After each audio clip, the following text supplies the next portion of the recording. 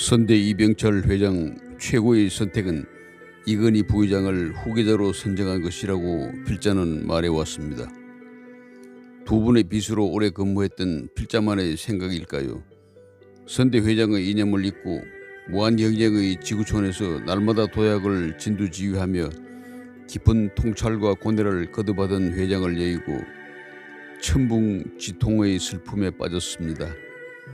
든든한 말씀을 남기지 않고 침묵하다 떠나시니 삼성가족 일동은 평소 초격차의 지도 말씀이 그립습니다. 일본과 미국에 유학하셨기에 일본에 대한 지식과 통찰력으로 일본식 경영 시스템과 미국의 실용주의적 합리성 성과 기반 보상 시스템을 가미한 삼성 특유의 기업 문화를 구축했습니다. 1974년 도산하게 된 한국 반도체를 사제로 인수하고 선대 회장 추인을 받았던 일이 생각납니다. 한국전자통신을 인수해 나중 삼성반도체 통신으로 사업체계를 구축하고 그것이 세계 최대의 메모리 반도체 사업체로 진화, 휴대전화, 네트워크 등으로 시장을 선도하게 될 줄 누가 알았겠습니까? 80년대가 되자 디지털 개념을 역설했는데 우리는 제대로 알아듣지 못했습니다. 휴대전화 등 불량품은 몇억 원어치가 되어도 모두 소각 처리하도록 하고 책임위원에게 절대 권한을 주고 제기를 옹호했습니다.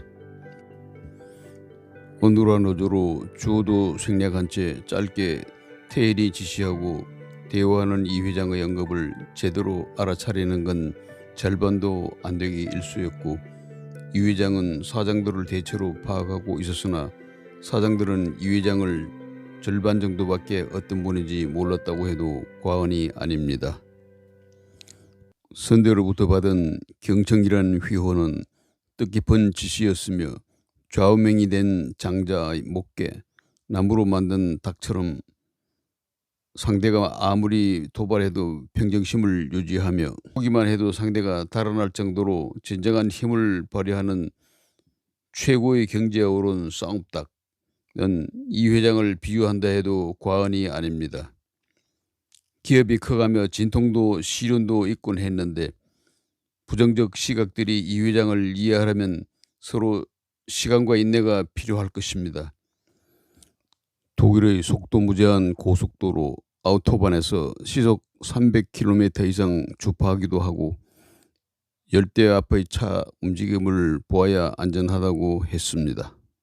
골프를 즐기셨는데 퍼팅이 홀컵에 미달하는 것은 소심하다 했고 지나가는 사람이 쓸만하다고 농담하였습니다. 연습장에서 수백 개씩 치면서 하지 근육 염증을 유발해 수술까지 하였고 도쿄에서 초등학교 다녔던 관계로 중학교 때 우리말 발음 때문에 놀림을 당해 이를 극복하기 위해 험한 레슬링을 하였는데 그로 인해 걸음걸이에 영향을 미쳐 시중에 오해를 사기도 했습니다. 임원들에게 골프, 스키, 승마를 장려했는데 이를 통해 국제사회에 나가 자신을 가지게 했습니다. 단체든 사회든 나라든 그 리더의 그릇보다 커지지 못한다고 임직원의 그릇을 키우는 문제에 전념했습니다. 임직원들이 경쟁국의 동일지기와 대비해 그들보다 월등하지 않으면 지게 된다고 실력 양성에 투자했습니다. 인재 발굴과 인재 육성을 위해 세계 굴지의 인재 개발원을 용인 골짜기에 신축했습니다. 선대 회장의 인재 중시를 이어받아 어용, 물용, 용인물이 의심나는 사람은 쓰지 말고 사람을 쓸 바엔 의심하지 말라와 지행용 혼평, 아는 것과 할 줄 아는 것과 시킬 줄 아는 것과 가르치는 것과 평가하는 것의 차이와 기능을 강조했습니다. 품질은 협상의 대상이 아니다. 품위경영, 브랜드가치, 속도경영, 신상필벌, 적 전문가 과정, 폐화부활전, 3스트라이크 아웃 제도, 국제올림픽위원회 위원, 국제 경기 유치와 스폰서, 해커의 채용, 실전 8기에 대한 이해를 균형 있게 구사했습니다. 복지는 파격적이었으며 임직원의 생활 불안을 해결하는 문제도 관심사였습니다. 사장들에게 달동네에 가보도록 하고 타가소, 보육사업, 월동지원, 위생시설 개선과 장학사업에 남다른 규모의 후원을 했습니다. 기업 문화를 확립하여 도덕성이 결여된 기업에서 좋은 물건 나올 수 없고 나와도 반갑지 않다고 했습니다. 초일류 기업만이 살아남을 수 있음을 예견하고 특급 인재들을 불러 모았습니다. 노조 문제는 삼반불 시대에는 용인해도 되지 않을까 자주 반문했었습니다. 타워 팰리스 등 임직원 공동 아파트를 구상해 초기엔 미달이었으나 지금은 누구나 선호하는 주거지가 되게 했습니다. 새벽에 가끔 필자에게 전화 주시면 당시엔 어느 나라에서 거는지 잘 모르고 받았었습니다. 한밤중 2~3시가 보통이었는데 할 일이 아주 많은데 잠만 자면 어떡하나. 그 나이에 남하고 똑같이 자면 경쟁사를 어떻게 이기나. 누구에게나 공평하게 24시간인데 내 마음대로 설 시간은 잠자는 시간밖에 없다로 시작하는 다채로운 지시와 언론의 전화기 옆엔 항상 메모노트와 2색 이상의 볼펜을 준비하고는 했었습니다. 어떤 땐 100분 정도로 통화하며 메모노트가 모자라 종이를 마련하고 다시 통화를 계속하면 평소 준비가 부족하다고 말씀을 듣기도 했습니다. 미국의 어떤 기업 회장가 점심 경매에 몇십만 달러를 낸다는 기사가 종종 화제였지만 필자는 삼성 재직 중에 이 회장과 점심 저녁 합해 아마 2,000번 이상 같이 했을 것입니다. 게다가 일본 재직 중 특히 90년대 10년간은 호텔방에서 몇십 번이고 이 회장과 단둘이 밤을 새곤 하였습니다. 일본 출장 땐 영화관에 틈틈이 함께 관람하곤 했는데 옆에서 뵈면 잠든 듯 하였어도 영화 줄거리와 주인공 동작에 대해 아주 정확히 알고 우리들을 놀라게 했습니다.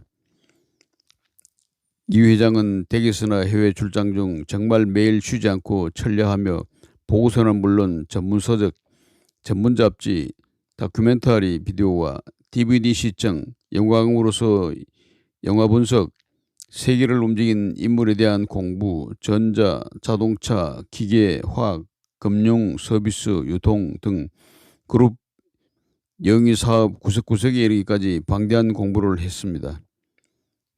VHS, VTR 제조 사업 초기인데 미국 로스앤젤레스 출장 중 갑자기 담당 임원을 불러 뚜껑을 열고 부품 하나하나의 위치와 기능을 질문하였는데 그 사업 담당이며 관리 출신인 그가 답변을 제대로 못하자 모든 임원들이 경쟁사 제품을 뜯어서 비교 분석하게 했습니다.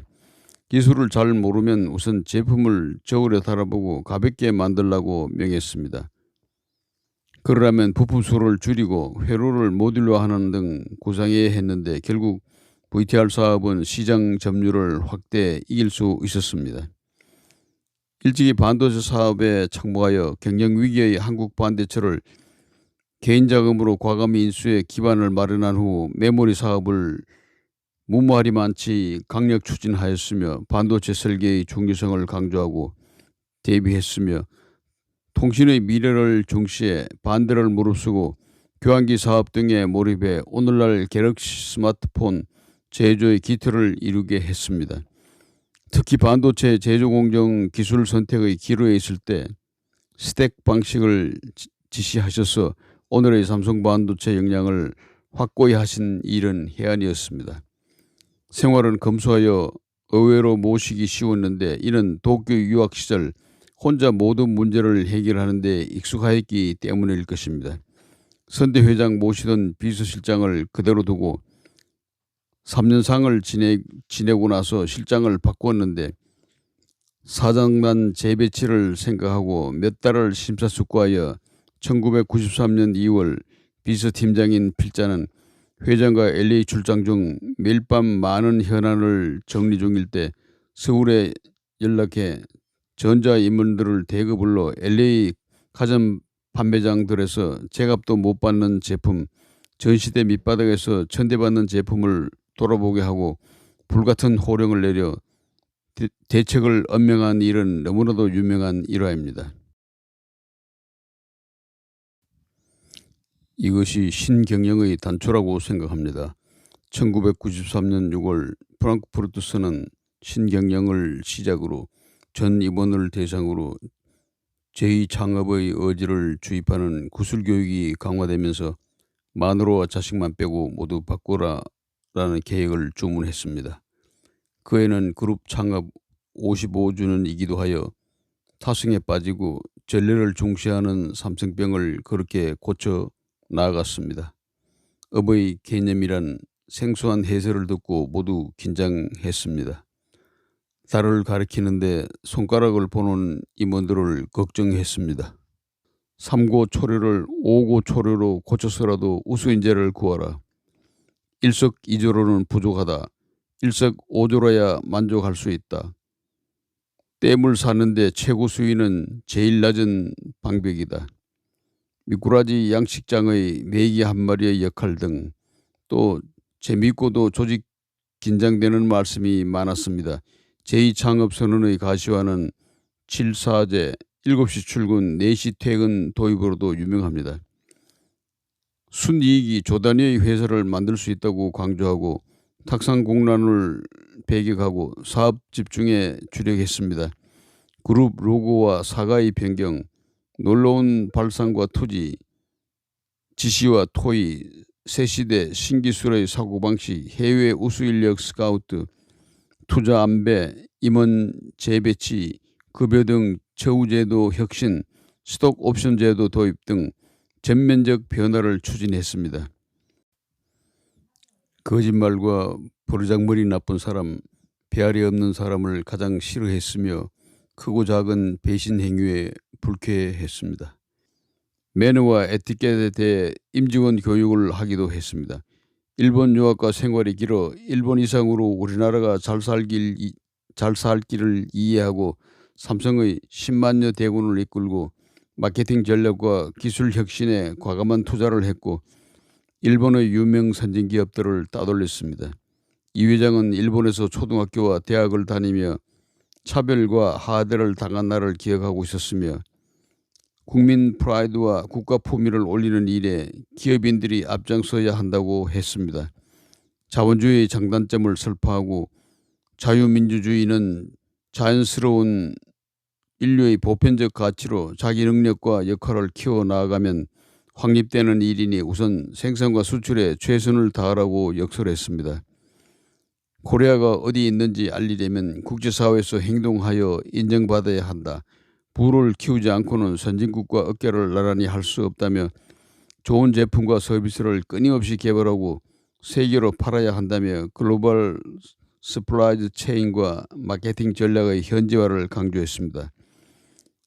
도쿄를 필두로 세계 주요 공항에 삼성을 광고하는 카트를 수백 대 배치하여 점차 삼성이라는 회사를 막연히 알게 만들고 상품으로 고객을 확보해 나가게 했습니다. 심지어 삼성은 공항용 카트를 제조하는 회사란 농담도 들었을 정도입니다. 70평생을 스스로를 긴장하게 하시며 하루하루를 빈틈없이 지내시기에 누적된 심신의 피로를 몇 해 떨쳐내셨으니 가벼운 마음으로 꽃길로 하늘에 오르십시오.